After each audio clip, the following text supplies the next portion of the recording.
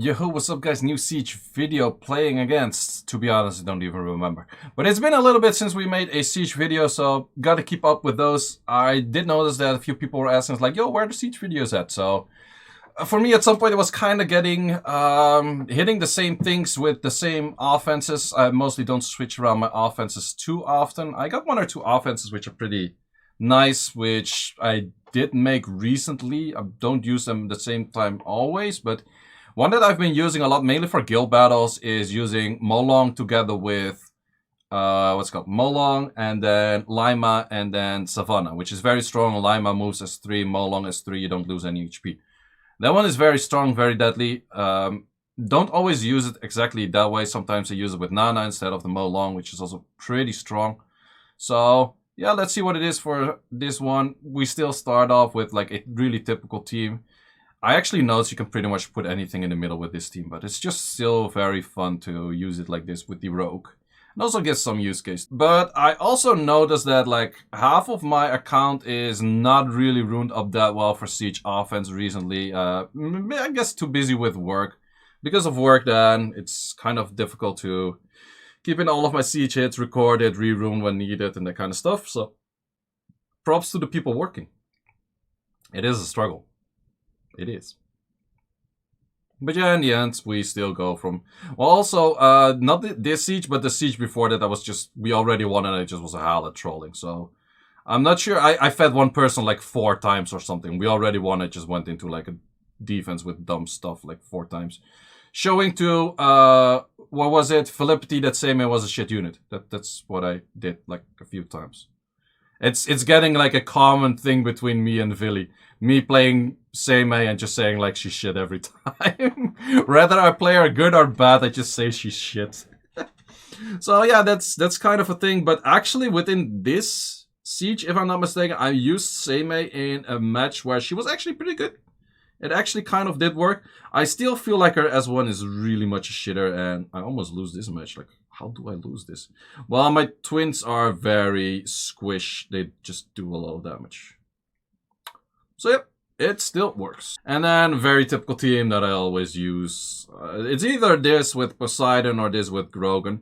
Main thing is, like always, make sure your Tiana does a lot of damage. Make sure your galeon is able to do damage, so in case stuff goes down the drain, you don't land any armor breaks, or you don't land the pushbacks and that kind of stuff. You're still good enough to do enough damage. But yeah, in this case we did land most, and it's fairly easy. I like this offense a lot. I think Tiana would be one of the few dupes I would make right now that I would actually build a dupe of. So this fight is pretty lengthy. Can I actually speed it up? Oh wait, I don't use the VLC player anymore, so I use a different player. And this clip is actually 4 minutes going back and forth. I'm gonna skip through it because I'm not gonna let you watch 4 minutes of this defense being hit. Me trying to actually hit something, don't actually get it, have to wait for destroy, skipping it through because this is just... Apparently it took way longer than I thought it would. This was actually kind of semi-interesting defense, but it's just super hard countered by the Bolfric. Only I wouldn't really recommend Bolfric in this case, or Skogel in this case. Use something else, and then it's fairly simple, easy going. It's just gonna take a whole bunch of time because everything heals, and their mom also heals. So it just takes a little bit of time, and at some point you just gotta fucking rock on your face and you die. Not by definition a good defense, but a very stall defense. If you care about stall defensing. I'm not entirely sure how good Theo Mars will be right now, because Theo Mars S2 is technically also buffed, or not technically, it is buffed. So for that reason, it is option to go for Theo Mars in defense kind of stuff again, but is it necessarily good? I don't know. Like, his S2 damage did quite some. I'm not sure if it's good rune. My Iris is somewhat tanky, I would say. That unit is also somewhat tanky if it actually is able to survive that, but still there's... For this specific defense, there's very easy counters, I would say, but... Buff Theo Mars S2 and also the Thessarion, but also Elsharion. Those buffs are probably something we're gonna see in the Siege tournament meta. I would be surprised if they don't use it. Okay, and then this one is just like a little bit of cleanup. It just takes a little bit of time. You have to rotate some skills. Actually, that thing for some reason has a lot of reduction on wind. Well, you gotta put something on the Riley. I'm not really sure if I would put reduction on wind on Riley. Maybe anti, what is it, copper bulldozer. Could do, could do. I probably still copper it anyways because it's very difficult to... If the copper normally does like, what, 85k damage to survive that, because getting more than 60k HP is nearly impossible. So, don't think that would be any good, but then we just clear it. Easy peasy. Going in for a defense, which I failed to a few times. I wouldn't say that this defense is necessarily very good, but last time that I fought it, I did too little damage and I was working with a Skogo, if I'm not mistaken. And the Ayuno procced twice or 3 times into his passive, which was pretty annoying, not gonna lie. So in this case, going in with the Dover is not the tankiest, so it's somewhat of a risk. But I think it works pretty well. He does a lot of damage on the S1 actually while having an armor break. But yeah, having that and then getting another hit, you're just dead. But still, I have this unit and that unit, and with that you can pretty easily just control it. At least supposedly, if Molly is not a bitch. If that thing proc there, I might have been like close to death, but I think Lauren with max accuracy should always win a Molly, whether there's other units next to it or not. So yeah, Lauren back in meta with those kind of things. I maybe should make more Laurens. Well, I already have 2. Oh, this was the defense I was mentioning at the start, so I actually use it here. Sometimes I just forget what I use, because I pre-record those and then I use them later. So there is an option of me using S3, but in this case it didn't have the highest value because it would be fully healed up anyways. So in this case I actually waited with the S3, then I used the S3 here for slightly bit of healing, then I used the S3 here. And I don't lose any HP for dealing like 31k damage, which is... That's solid. That is actually pretty solid. So I do like this team quite some. There's also Despair on the Lime, of course. He's gonna cleanse that. Oh no, he doesn't have to cleanse. But yeah, this team is what I've been using. Like, this is one of my spam teams. I know everyone has like this spam team they use in guild battle. And this is definitely one of those teams I've been spamming. It's pretty much I use this team on one side and I use the Tiana team on the other side. Or I just Poseidon something with Tiana and stuff like that. But this is... I really like this this as an offense. Did I just say defense? I meant offense. Whatever, you know what I mean. You know what it is. And it does a good amount of damage. And it's also pretty bruiser-ish with like the Lima stuff.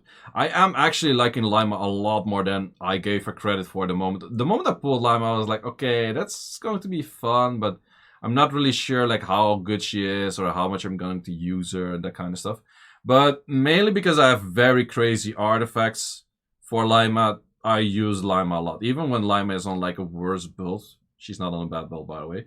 But even if she would be on a bad build, she would just do a lot of damage just purely from artifacts. So, because of that, this Lima is very solid. This Lima is actually very solid. And for some reason, this thing just started proccing the moment. Everything is dead already. Reckless Assault is just such a cheat as well. Would I make multiple Molongs if I get one? I could. Reckless Assault is somewhat of a cheat for that kind of stuff. So going in with a Tessari, but Tessari in this case is not the best rune. Also, I don't have the best counters against this Kiki in case it starts proccing a lot. But I do have that. I can put that. However, Nigan here was actually a pretty bad pick. I should have picked anything but Nigan. An Oliver or something would have been fun here. Maybe I should use Oliver more in... I should actually use Oliver in some siege offenses, because Oliver is actually pretty strong. And I can't really S3 because of the... that's good damage though, I'm not gonna lie. I can't really S3 because of... what's it called? Juno Strip. So this team was pretty bad. I should have picked even Iris in the left slot, would have been better than Nigan. Nigan was pretty much misplaced here. I feel like Nigan is still decent for defense. For offense, maybe not that much. Also, if that thing procs, there's a lot of debuffs at your ass. That's not really chill. So, did we actually kill it? We didn't kill it yet. We kill it here. So, we do have stacks. Did I win this one? I think I did.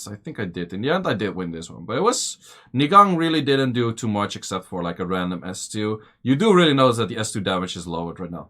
I feel like Nigan didn't really need the nerf, but Wusa most definitely did need the nerf. So I feel like the nerf is fair, but mainly for Wusa. For Nigan, I feel like the S3 can give some kind of passive to boost the S2 or what not, I don't know. Because Nigan didn't really need the nerf, whereas Wusa of course did need. Oh yeah, this is the match that didn't go so well. I was pretty much out of units, but I also didn't have too much time, so I actually just went in for a team, but this was... Also kind of surprised that he landed that many debuffs and everything, because I actually have max resistance on this whole team. And he pretty much landed everything. Well, we still did get proc out, but... Yeah, against the Wusa, this was not that much of a good plan. Like, there's no strippers my side. I can potentially kill that, but there's also a lot of armor breaks on his side. Strips, everything. So, not the best of teams by all means.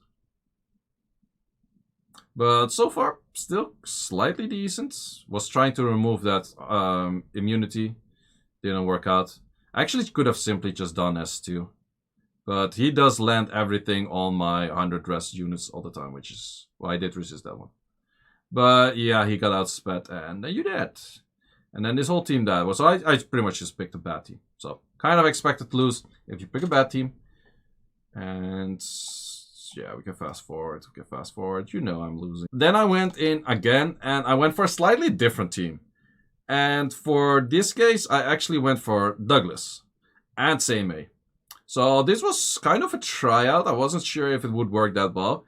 Seimei pretty much hard counters the Wusa in this case. Besides that, she doesn't do too much or like anything at all. Besides maybe giving a little bit of S2 back to, what's it called? To the Wusa. That's pretty much the best thing she can actually do. That's really not much. Yeah, she can remove that. Doesn't even land it.